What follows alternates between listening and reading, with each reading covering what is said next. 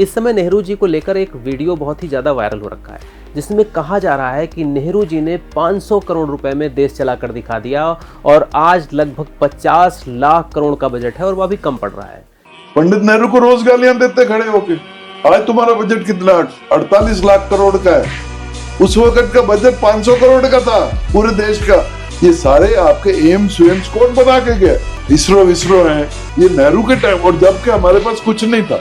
देखिए, नेहरू जी की तारीफ या बुराई आज के समय में करना ज्यादा प्रासंगिक तो नहीं माना जा सकता, क्योंकि आज नेहरू जी स्पष्टीकरण देने के लिए, अपनी बात रखने के लिए हमारे बीच में नहीं है। लेकिन फिर भी अगर उद्देश्य से तुलना करना है, पॉजिटिव कंपैरिजन करना है, तो कम से कम जो तुलना का आधार है, जो कंपैरिजन के जो पॉइंट्स हैं, वह सही से और ऑनेस्टली लिए जाने चाहिए। देखा जाए तो उनके काम की तुलना, उनकी सफलता और असफलता की तुलना उस समय के नेताओं के साथ करना चाहिए। जैसे अगर नेहरू जी ने 500 करोड़ रुपए में देश चलाकर दिखाया, यह बात सच है, तो यह बात भी तो सच है कि पटेल जी ने उसी समय 562 रियासतों को एक किया, नहीं तो भारत 562 टुकड़ों में बटा होता।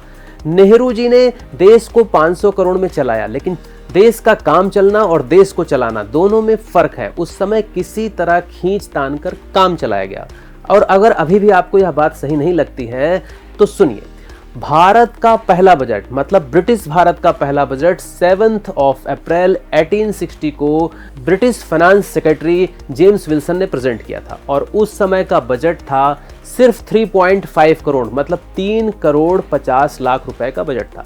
तो क्या आप कहेंगे कि जो विल्सन थे, उस समय के जो फाइनेंस सेक्रेटरी थे, वह नेहरू जी से भी ज्यादा काबिल थे? क्योंकि नेहरू जी ने 500 करोड़ में देश चलाया, तो विल्सन ने 3.5 करोड़ में ही देश चलाकर दिखा दिया, और वह भी उस देश को, उस भारत देश को जिसमें उस समय पाकिस्तान भी है, बांग्लादेश भी है, म्यांमार भी है, बलूचिस्तान और अफगानिस्तान के भी कुछ हिस्से मौजूद हैं।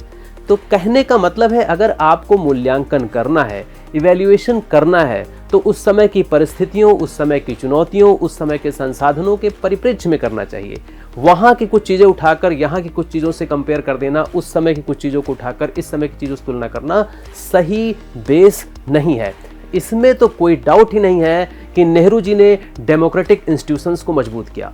उनके प्रधानमंत्री पद पर रहते हुए ही IITs, IIMs, इसरो, DRDO के फाउंडेशंस रखे गए, लार्ज स्केल इंडस्ट्रीज को प्रमोट किया गया, इंफ्रास्ट्रक्चर को प्रमोट किया गया, पब्लिक सेक्टर को प्रमोट किया गया, पब्लिक सेक्टर के थ्रू बड़े बड़े काम किए गए, नॉन अलाइंड मूवमेंट को लाकर गुटनिरपेक्ष आंदोलन में अपना सहयोग देकर बैलेंस्ड फॉरेन पॉलिसी का भी एग्जाम्पल उन्होंने सेट किया।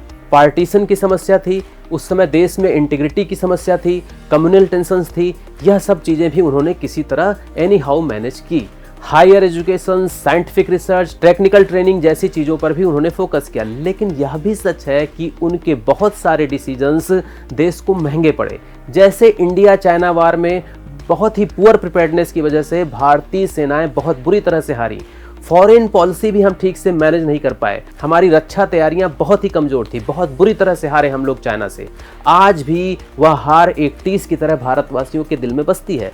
लाइसेंस राज उस समय बढ़ता रहा, ओवर सेंट्रलाइज्ड प्लानिंग होती रही, इंडस्ट्रियल ग्रोथ के लिए गवर्नमेंट लाइसेंस बहुत ज़्यादा जरूरी हो गए थे, लाइसेंस राज की नई परंपरा शुरू हो गई थी, प्राइवेट सेक्टर दबता चला गया, ज़्यादा जोर जो है वह पब्लिक सेक्टर पर ही दिया गया। मार्केट ड्राइवन इकोनॉमिक ग्रोथ भी उस समय लिमिटेड थी, ज़्यादा फोकस पब्लिक सेक्टर पर ही था और पब्लिक सेक्टर को ही प्रायोरिटी दी गई, प्राइवेट सेक्टर कमज़ोर होते चले गए।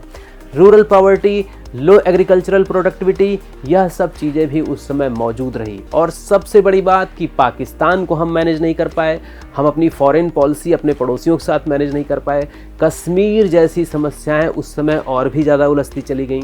चूँकि केंद्र में और राज्यों में एक ही सरकार थी, पॉलिटिकल सेंट्रलाइजेशन बढ़ता रहा। उस समय स्टेट ऑटोनॉमी का, राज्यों की स्वायत्तता का कोई ज़्यादा मतलब नहीं था। कहने का मतलब है, अगर आपको नेहरू जी का अध्ययन करना है तो समग्रता में करना चाहिए। अपने मन मुताबिक अपने पसंद के कुछ फैक्ट्स को उठाकर अपनी ही बात को सही ठहराने की कोशिश, मीडिया की भाषा में इसको कहते हैं चेरी पिकिंग। जब आप सेलेक्टिवली कुछ फैक्ट्स को उठाते हैं, कुछ डाटा उठाते हैं, अपनी पसंद के कोट्स उठाते हैं और फिर एक पर्टिकुलर नैरेटिव को मजबूत करने की कोशिश करते हैं, तो इससे जनता गुमराह होती है, लोगों के सामने, ऑडियंस के सामने सही पिक्चर नहीं जाती है।